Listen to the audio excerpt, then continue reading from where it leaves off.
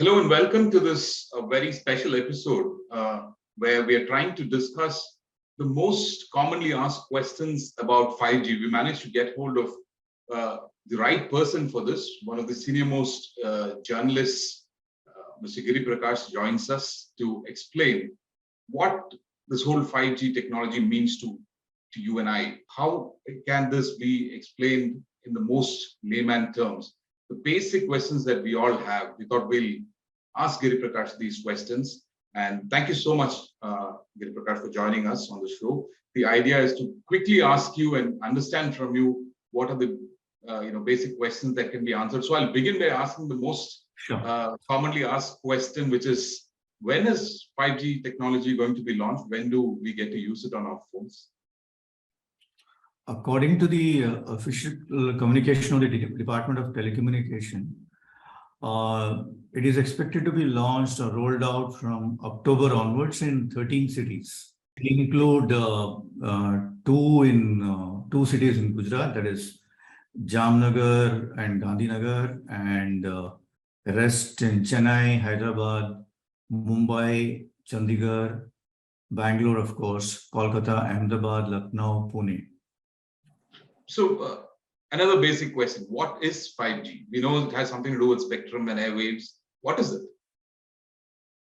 I mean, it's simply a new generation of mobile network. We started off with 1G, 2G, 3G, and the phones that we are using, or the mobile network that we are currently using, is 4G. So this is called the fifth generation of mobile network. In very, very simple terms, it offers faster connectivity. Its download speeds very high. Buffering, which usually takes place when there is a heavy file, that goes away, and several other benefits, in fact. One question that I've heard people ask most commonly is, can I use my existing phone with whenever this 5G technology is launched? Obviously, a whole lot of manufacturers, mobile manufacturers, knew that 5G is going to be rolled out sooner than later. So the last 1 year, any new handset that has been launched in India have 5G adaptability. Obviously, 3G and 2G and all that, the feature phones that we talk about, they don't have that kind of a technology. So what happens to older phones? Suppose I have a phone that's, say, about 2 years old. You're saying last 1 year generally is compatible. Suppose I have a phone that's 2 or 3 years old. I can't use it when 5G comes into play? Yes, let me answer this question in two parts. Yes, if your phone is not adaptable to 5G, you can't use it at all. And the other thing that I think important is, how do I find out whether my 5G enabled? So what you need to do is, if you have an Android phone, which has a larger market share than the iPhones have. So what you do is you go to the settings app, click on Wi-Fi and network option, and click on SIM and network option. Now you'll see a list of all technology under the preferred network type. And if it says the 5G is also included, then you're fine. You don't have to actually replace your phone. You can carry on with that, and it's adaptable to 5G. All right. So two questions. Can I remain in 4G even when 5G is coming in play? And secondly, what do I miss out? What kind of benefits you broadly mentioned about how it's going to help, it won't buffer and there won't be any issues in terms of streaming. But broadly, if I choose to remain in 5G because my phone probably, you mentioned the steps very nicely. I do those steps and I realize it's not there. 5G is not there on my phone. So can I remain in 4G and still function? And then what does 5G actually do? What will I be missing out? So this is going to be a longer answer, the second part at least. The first part, yes, the mobile service operators won't take away 3G or won't pull the plug on 3G and 4G just because 5G is there. They'll continue. You can continue to enjoy the 3G and 4G services over a longer period of time.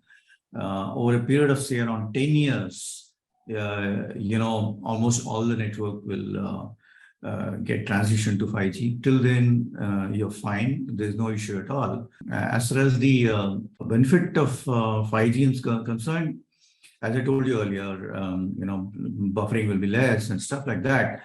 But what it will do, and I think that's quite important. A whole lot of technology is something that the newer technology can be enabled on a 5G. For example, especially for sports, assuming that you're watching cricket from a stadium and you're very far off from the ground, and you can actually use that 5G, what is called as a multi-view with a ultra wideband network, and they are all there in, say, for example, in US stadiums and sports venues. So if you have something like this, you actually don't need a binocular.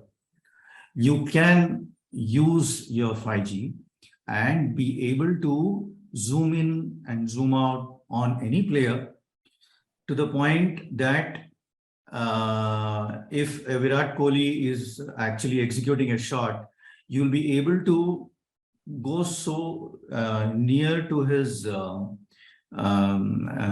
hands, and you'll be able to see how exactly he is able to execute that shot, or somebody is taking a catch, and actually you'll get to know faster than even the replays in case somebody gets caught or a catch is not taken.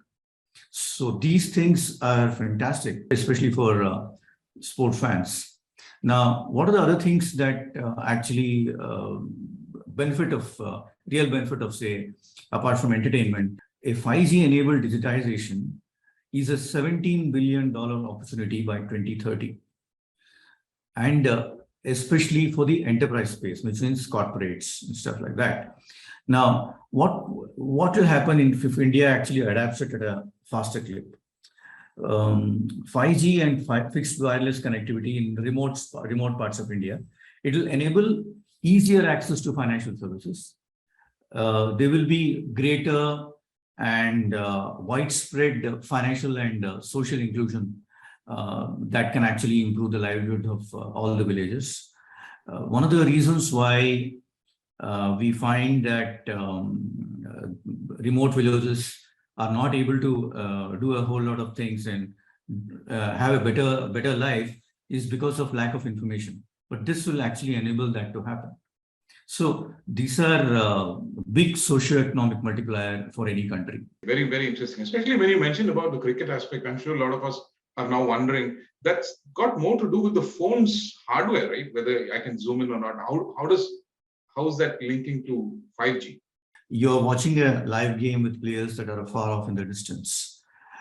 So if you use this technology called 5G multiview, and if the service providers in that particular stadium, they have implemented the 5G ultra wideband network, and I'm answering this question about the handset. If the service provider has implemented its 5G ultra wideband network, then you will get a very immersive experience to the fans and to those who are watching the game. What does this multi-view solution require? It requires massive bandwidth and low latency, which 5G provides. So it can actually offer 7 streams of HD video to a smartphone. And then the fans or the people who are watching that game, they will be able to control the angle. They will be able to do their own rewind of the video feeds for the replays. You don't have to just watch it on TV. You can do it instantly there. And if you are far away from that ground, you can pull out your phone and exactly see what exactly is happening on the ground, how the goal has been scored and how that shot has been played. All that is possible with multi-view. So let me come back to that, the social sector issue that you were mentioning, very, very pertinent issue, that this can also sort of bridge the digital inequality and the digital divide that exists and help information spread especially in rural sectors and socially marginalized communities.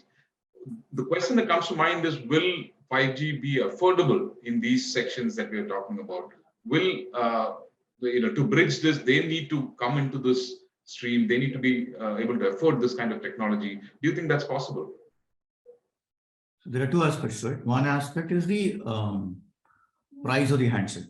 So, for example, Reliance Jio has tied up with Google to manufacture 5G enabled phones. And you just need to pay 250 rupees down payment.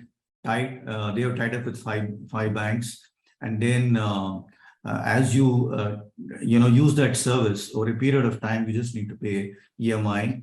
That will go into your bill, so you won't even know that you're paying this amount of money on a regular basis. So that's the good part. What is not the good part is that there is a possibility that service providers might increase the tariff for that, right? Because they have paid a huge amount of money to access that spectrum. Number one. Number two, the other aspect is that you have to see that the batteries are something that lasts longer. With a newer technology, the ability for a battery to sustain itself longer, the charge, for example, won't be as much as it is there in a 4G. Now, if you look at feature phones, why is it that in rural areas there are a lot more feature phones, say, than in cities, in tier 2 cities and all that? It is because electricity, you get in smaller villages, you get electricity for half an hour, 45 minutes. But a feature phone, if you just charge it for 1 hour, you get a charge for 6 days, right? So that is the reason why even a smartphone of, let's say, 4G, which costs you 6,000 to 8,000 rupees, have very bulky charges. 5,000 mAh or 6,000, 7,000 kind of thing. So that is something that's a challenge for 5G adaptability. Right. Even for an iPhone, there will be a reduction as far as charge is concerned. I don't know by how much, but it will surely be. All right. And are all iPhones compatible to 5G? Yeah, from iPhone 12. Okay, when you talk about battery, the other question that comes along with it is, what about storage? Now that you're saying that we'll be able to download so much, the speed is going to be so much more better. So, which means the temptation to download more data and store it on the phone is likely to increase. So, what happens to the storage space? Are we going to be holding huge phones or huge storage banks with us now? No, most of them use it 126 thing. Now they'll use 256 kind of storage, and now it is quite common. The storage is very high, and that's not an issue at all. So yeah, but then see, let me also tell you something. A Reliance Jio Google phone at 12,000 is going to be a basic phone with 5G facility, enabled one. But you want to upgrade, then it will actually cost you more in terms of storage that you talk about. All right. Also, security aspects and all that, when we are going to be accessing more data, and we're already seeing a lot of, cyber frauds, a lot of phishing activities happening.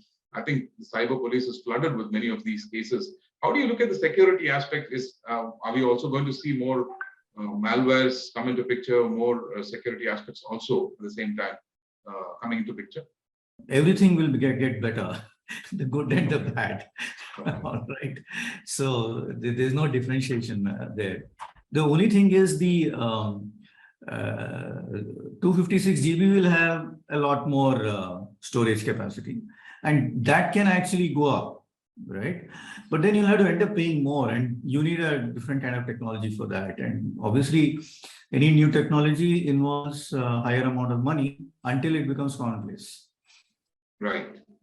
And again, in layman terms, what do you think will change drastically from the way things are right now? the moment 5G comes in? Do you see something changing drastically the moment 5G comes into the picture for for the common man who uses the mobile phone? Yeah, absolutely right. Any new technology, the way you adapt, a lot of good features, things will happen. It could be education, for example. It could be entertainment. It could be utilities. A lot more functions will come on board in terms of as far as utility is concerned. And that will really help a common citizen. But then there are other issues as well, as you earlier said about cybersecurity issues and all that. That has to be taken care of. And I'm sure handset manufacturers are readying themselves for all these things. All right. All right. Thank you so much, Giriprakash, for answering these basic questions that we had. Thank you for taking your time out. And it's really going to help all of us to look forward to this 5G launch with a little bit more confidence now. Thank you so much.